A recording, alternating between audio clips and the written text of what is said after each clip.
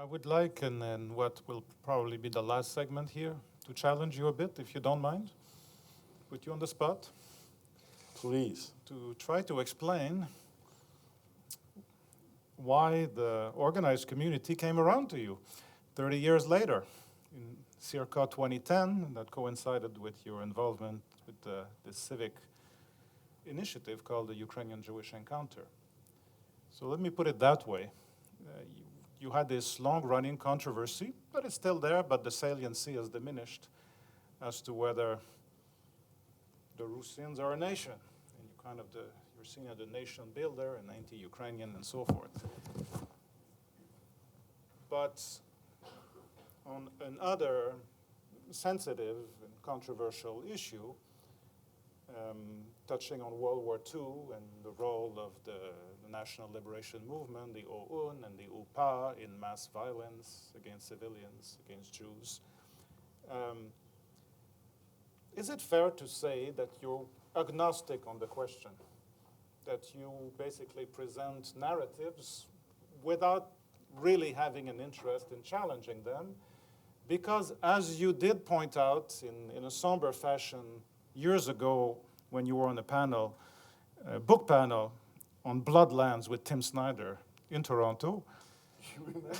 I do, of course, because how can I not remember? It depresses the hell out of you to talk about war, and particularly atrocities against civilians. It's just not something that, of course it depresses all of us, but it's not something that you, almost psychologically, you want to stay away from. That's not what's driving you as a historian, as a cartographer. And therefore,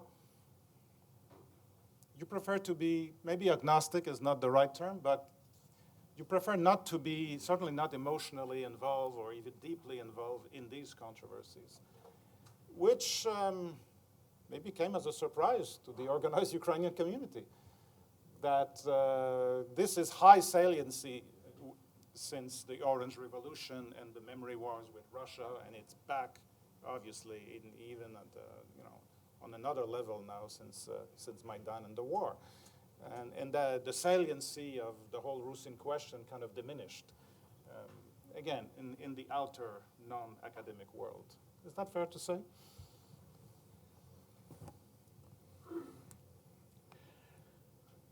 You're obviously asking intellectual questions and very personal questions.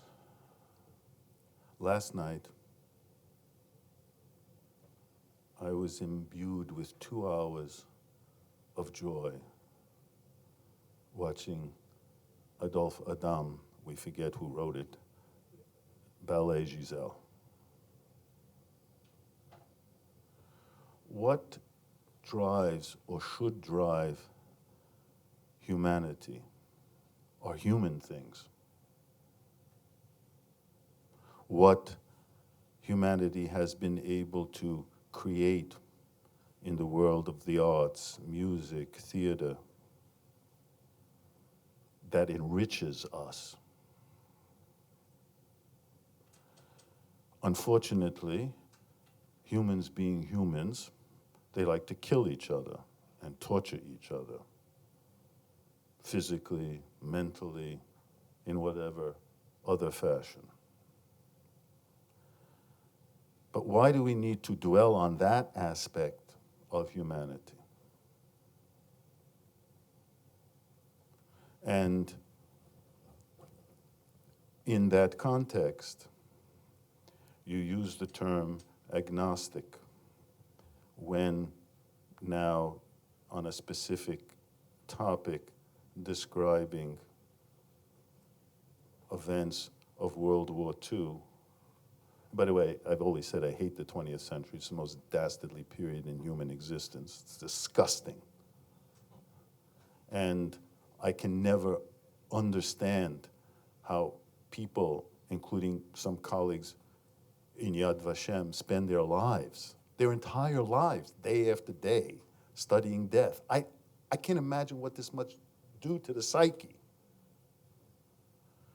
And so my treatment of the 20th century is straight, flat, unengaged narrative and not asking questions or challenging.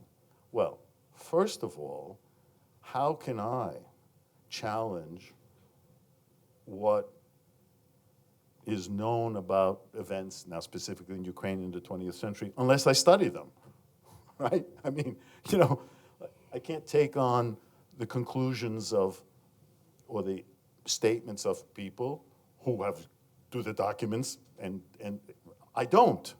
All I can do is read as much as possible what they do and then try to come up with some kind of balance, right? And so in this equation, and trying to understand, I do consider and I do write about the OUN and the Banderites as patriots of Ukraine, because they are patriots of Ukraine. Whatever else they may have participated in or are alleged to have participated in, or some of their ideas which are, you can be patriotic on the one hand, which is admirable, and you can be intolerant on the other hand, which is not admirable, but you can't just wish them away entirely because they're all bad. And I don't do that. And I would never do that. So in that sense, I try to be as unemotional as possible on disgusting topics. And it was my writings, my statements, that for some seemed friendly to extreme Ukrainian nationalist positions, that from their perspective, well, at least he's not criticizing us where everyone else is. So that, I think, contributed to a turning around of attitudes toward me. I spent hours upon hours arguing with my cum, Petro Yatzik, who was a crypto anti-Semite, who during the Danyliw trial stated in public that you're crucifying him like, you Jews are crucifying him like Christ. We would spend hours and hours and hours, me defending or arguing that the Holocaust was something unique. No other people in the world was ever treated in this way as they are. And we went back and forth and back and forth. And yet I stood in Yad Vashem and I had to listen to some Russian Soviet giving a lecture on how bad Ukrainians were during World War II. And I stood up against that as well. You're getting emotional, Bob. Sorry. This is what happens. Why can't we just talk about Giselle? And why can't we talk about those ballets, Ukrainian ballets that are never performed in North America, or those Ukrainian symphonic works that are never performed in America because they don't exist and no one knows about them, or all of the great art that's never viewed. And if you read the conclusion to this, whatever this thing is, I have a proposal on how to resolve that. We don't need to know more about death and destruction. We don't need to know more about the Maidan. We don't need to know more about the Holocaust. We need to know more about the achievements of Ukrainian culture in the arts, and in religious thought, etc. That's what we need. And none of us are even remotely doing anything or thinking about it.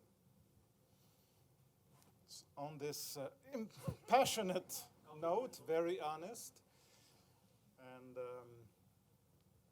authentic, I thank you for this illuminating interview.